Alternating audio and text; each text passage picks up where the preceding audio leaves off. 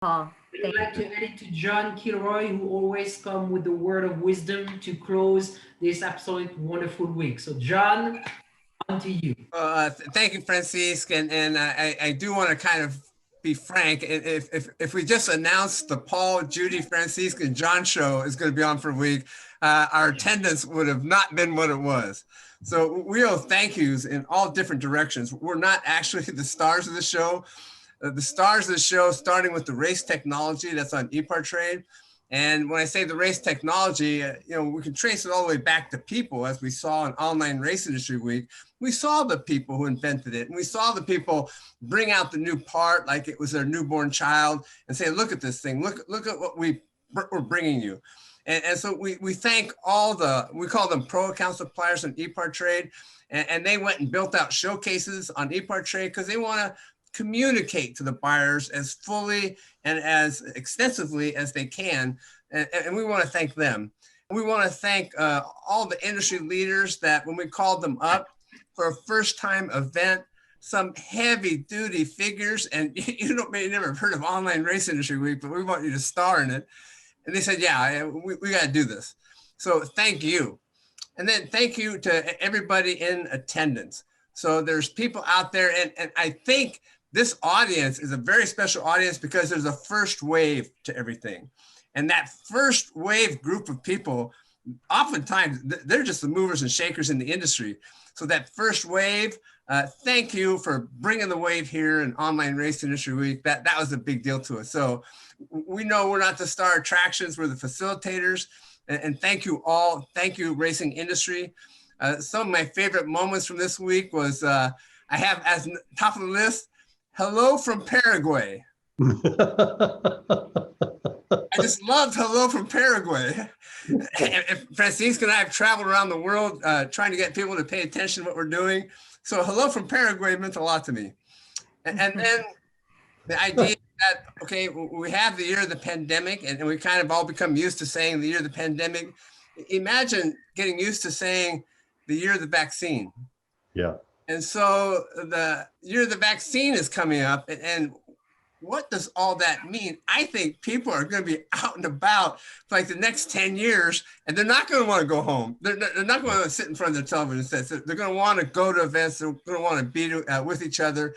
And we have to see this as a window of opportunity. And the window of opportunity isn't just a window, like a window in your house. It's not fixed. The window of opportunity goes like that. And you jump through it as it's moving. We got to jump through it. And again, another thing I wrote down, Chris Grainer of Speed Sport News live streaming program, he said it's time for moonshots. And so I think we kind of heard that's coming together for 2021. And that's a thought I'll carry deep into next year. It's time for moonshots. Thank you, Chris. Yeah. You always have the nicest words. Thank you. And then the other thing I wrote down is a racing industry cable TV network. And so it's kind of like we experienced that for the first time.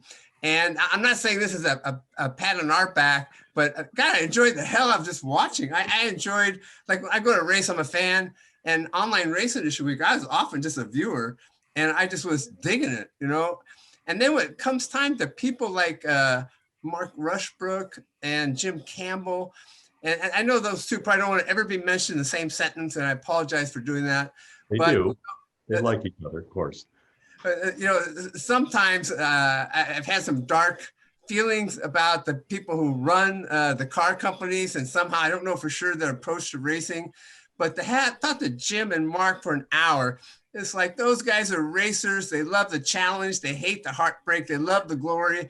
I mean, they're in it like everybody else. They're in it to win it, and they're ready to suffer, but they're ready to work hard. They're ready to innovate. They're ready to take risks. They appreciate the people who get you there. The people who get you there aren't going to be the clock watchers. The people who get you there, and even though those are gigantic organizations, still the people who get you there are just like racers. And if something's not working, it doesn't matter what the clock says. You just keep working and you get it done. So it was really wonderful watching race industry cable TV this week. And then finally, I think we're all kind of is demonstrated to us how so much of the innovation in racing, a long time ago, Garlitz took a supercharger off a truck and put on his dragster, and he woke everybody up to, what's Garlitz doing? You can put a supercharger on your car, and how's that work? But it shifted from the racers doing that kind of thing, and the racers on the dry lakes doing that kind of thing, the racers on some of the newborn drag strips, to where there was this aftermarket that grew up, and the aftermarket hired engineers, and the aftermarket innovated. So much of the innovation in racing is coming out of these little companies that appeared on Online Race Industry Week. And we saw that firsthand, and it was just great to experience. Francis? Really Well, I mean, John, you said it beautifully. So I think I don't want to end it.